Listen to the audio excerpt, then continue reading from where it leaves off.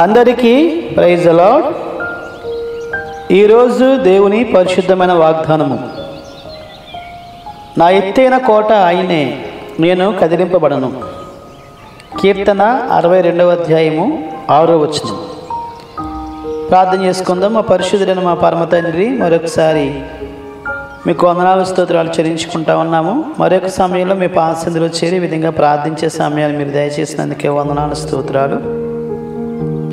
మీ యొక్క వాక్య లేఖన భాగాల ద్వారా మరొకసారి మాతో మాట్లాడమని మీ కృపగల హస్తాలకు మమ్మల్ని అందరినీ అప్పగించుకుంటూ సమస్తమైన ఆధిపత్యం మీకు చెల్లించుకుంటూ యేసు నామములో స్తుతించి ప్రార్థించి బ్రతిమాలి వేడుకొనుచున్నాము పరమ తండ్రి, ఆమేన్. ఈ వాక్యాన్ని క్రమం తప్పకుండా వింటున్నటువంటి ప్రియ సహోదరుల సహోదరి, మరొకసారి ప్రభు పేట మీ అందరికీ కూడా వందనాలు చెల్లిస్తున్నాను. ఈ దినాన్న ప్రభు మనకు అనుగ్రహించిన వాగ్దానం, నా ఎత్తైన కోట ఆయనే, నేను కదిలింపబడను అని దావీదు భక్తుడు చెప్పినటువంటి ఆ యొక్క సాక్ష్యాన్ని ఈ రోజున మనము వింటూ వస్తూ ఉన్నాము.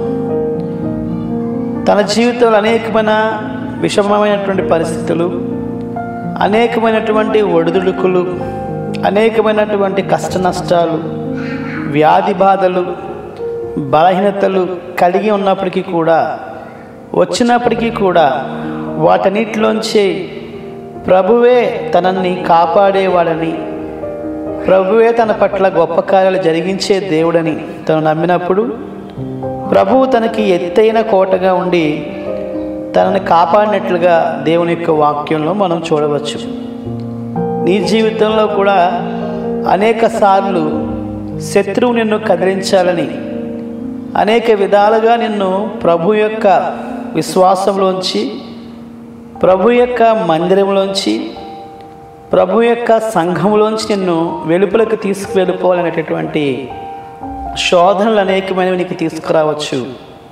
అయితే నీవు ఎప్పుడు కదిలించబడని వాడిగా ఉంటావు అంటే, నీవు కూడా దావీదు వలె దేవుడే నాకు ఎత్తైన కోట, ఆయన యందు నేను విశ్వాసం ఉంచాను, ఆయనను రక్షించే దేవుడు అని సంపూర్ణంగా నీవు నమ్మినప్పుడు మాత్రమే. అలా లేని పక్షంలో శత్రువు తీసుకొచ్చే శోధనలకు నువ్వు లొంగిపోయి దేవునికి దూరం అయిపోయే పరిస్థితులు ఉంటాయి సుమా. అలా కాకుండా ఏ పరిస్థితుల్లో అయినా దేవుని వాక్యమందు విశ్వాసం ఉంచి, ఆయన యొక్క విశ్వాస్యత యందు నమ్మిక ఉంచి నువ్వు ముందుకు కొనసాగినట్లయితే నీ జీవితంలో అద్భుతమైన కార్యాలు ప్రభువు జరిగిస్తారని మరొకసారి ప్రభువు పేటని గుర్తు చేస్తూ ఈ మాటలు ముగిస్తున్నాను. రండి ప్రార్థన చేసుకుందాం. మా పరిశుద్ధులైన మా పరమ తండ్రి, మరొకసారి మీకు వందనాలు స్తుతులు చేయించుకుంటా ఉన్నాము.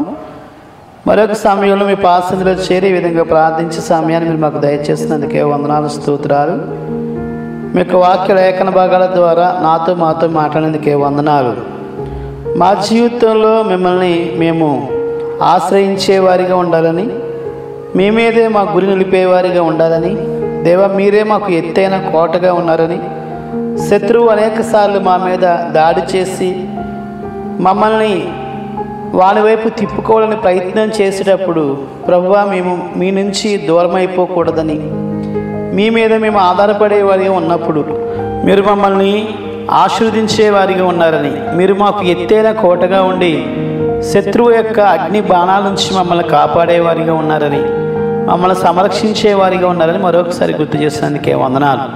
ఈ వాక్యాన్ని విన్న ప్రతి కుటుంబాన్ని పేరు పేరుని దీవించమని, వారి వారి అవసరతలు అక్కడితో తీర్చండి. ఎందుకంటే ముఖ్యంగా సంపూర్ణంగా మీ మీద ఆధారపడే అనుభవం ప్రతి ఒక్కరికి దయచేసి మీ నామానికి ఘనత తెచ్చుకోమని తండ్రి, సమస్తమైన ఆధిపత్యం మీకు చెల్లించుకుంటూ యేసు నామములో స్తుతించి ప్రార్థించి బ్రతిమారి వేడుకొనుచున్నాము పరమ తండ్రి, ఆమేన్. మన పరమ తండ్రి దేవుని ప్రేమ, కుమారుడైన యేసుక్రీస్తు కృప, పరిశుద్ధాత్మని యొక్క అన్యోన్య సహవాసము కూడి ఉన్న మనకును సకల పరిశుద్ధులకును సదాకాలము తోడై నడిపించును గాక, ఆమేన్.